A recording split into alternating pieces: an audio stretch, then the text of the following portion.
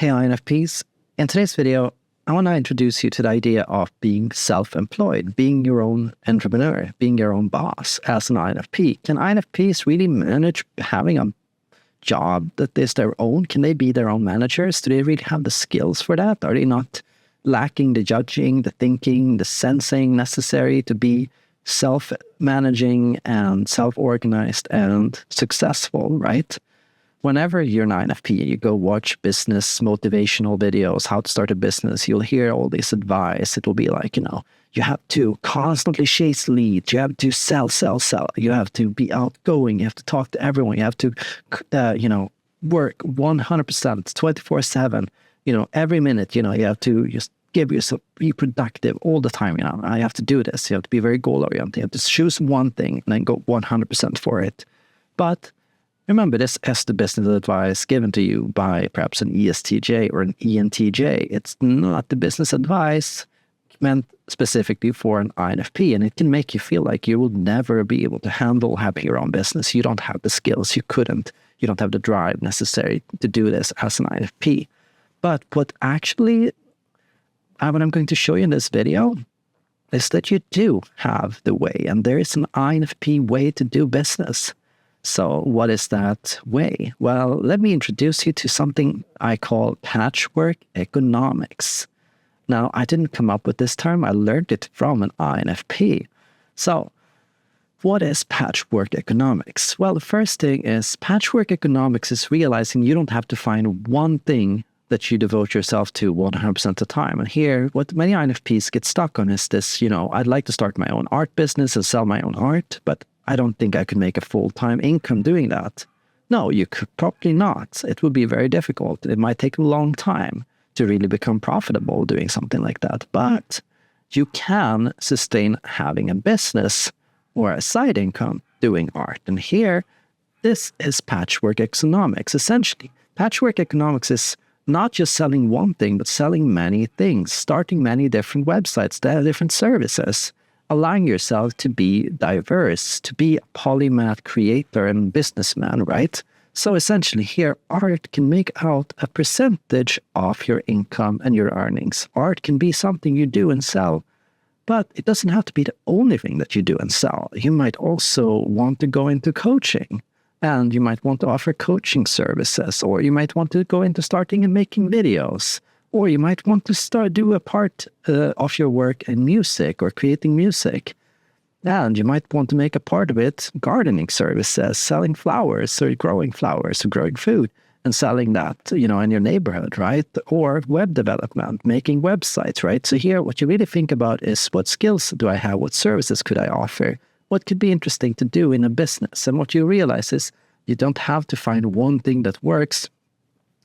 What you can do is essentially throw many things at the wall and see what things stick. Which services seem to become the most popular? What kind of things seem to really take off? As an INFP, what you're really trying to do is you're trying to harness the perceiving aspects of your personality, which is more chaotic, more creative, more adaptable.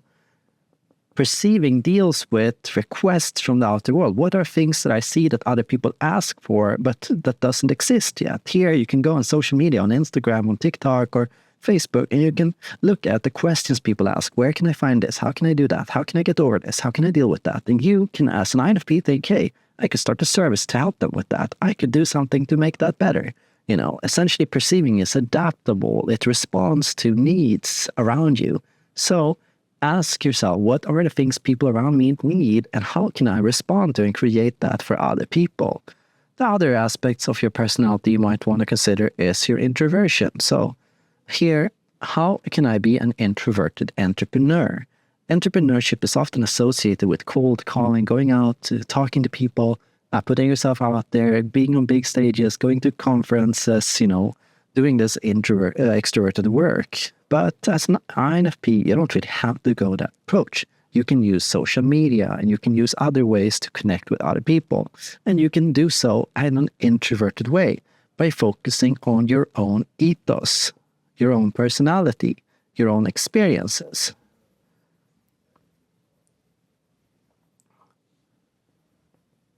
Essentially, what you want to do is you want to ask yourself, what are my unique experiences? What is my unique background? What is it I've experienced and been through?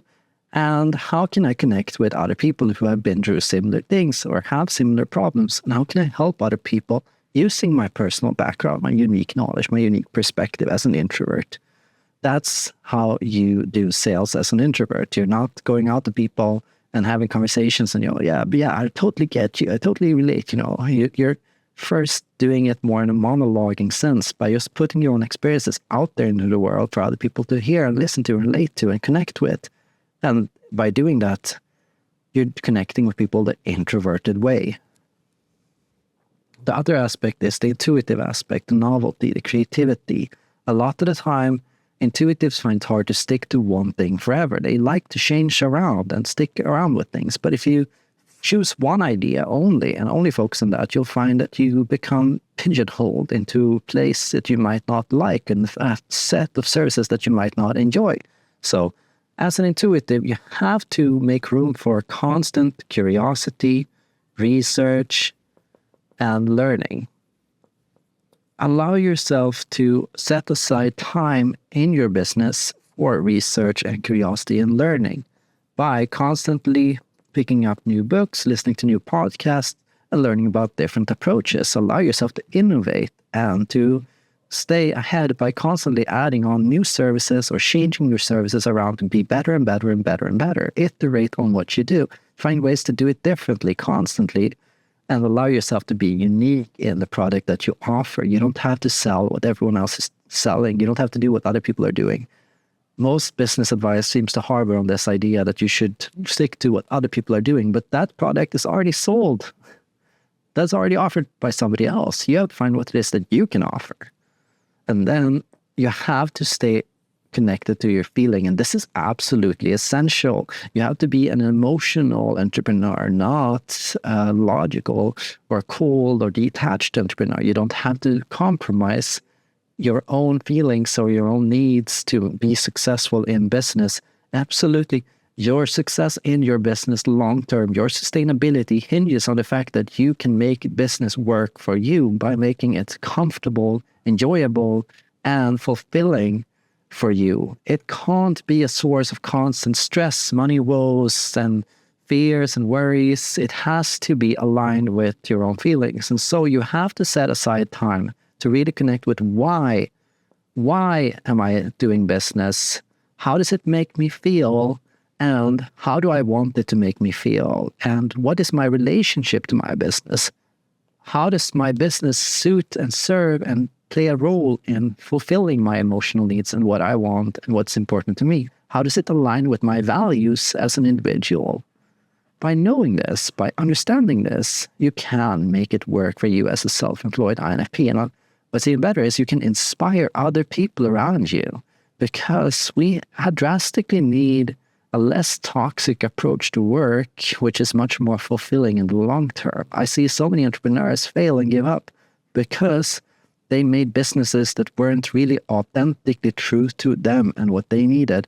And their work left them more alienated than they were in the first place, right? So you want to make your business something that really is a reflection of you and your authentic sense of self. You want your business to be something that puts you in a constant state of flow. And isn't that the ultimate promise of being self-employed? When you are self-employed, you're supposed to be able to do something which feels genuinely true to you. You don't have to compromise your personality or your needs or interests for your boss or your clients. You can do something just for yourself. Thank you so much for watching.